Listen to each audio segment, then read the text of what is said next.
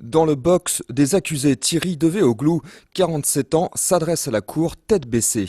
Les faits remontent au 25 novembre 2007 lorsqu'il s'en prend physiquement à Anne-Lorraine Schmitt. La scène se passe dans le RER D un dimanche matin. La jeune femme refuse les avances à caractère sexuel de son agresseur. En échange, Thierry Devéoglou lui assène 34 coups de couteau.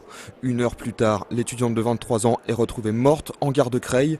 L'empreinte génétique de l'accusé qui s'est lui-même blessé est décelé sur le corps de la victime. Thierry Devéoglou, qui a reconnu les faits, encourt aujourd'hui la réclusion à perpétuité. Je souhaiterais que ce procès soit le procès de quelqu'un qui a commis un crime.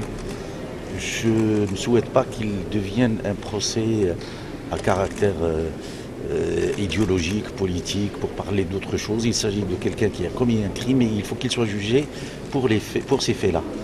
L'assassin présumé d'Anne-Lorraine Schmitt est un récidiviste. En janvier 1995, toujours dans ce même RER D, Devéoglou avait exigé et obtenu auprès d'une femme une fellation sous la menace d'un couteau. La cour d'assises de l'Oise avait condamné le violeur à 5 ans de prison, dont 2 avec sursis. L'ouverture de ce procès aux assises de Pontoise relance le débat sur la récidive et le suivi des criminels sexuels. Le discours du père est destiné à attirer l'attention de l'opinion publique et des hommes politiques sur une situation légitime du traitement des récidivistes. Ce n'est pas le lieu de l'audience. Le lieu de l'audience, c'est de juger les actes d'un homme et il ne s'agit pas de juger le système à travers cette audience.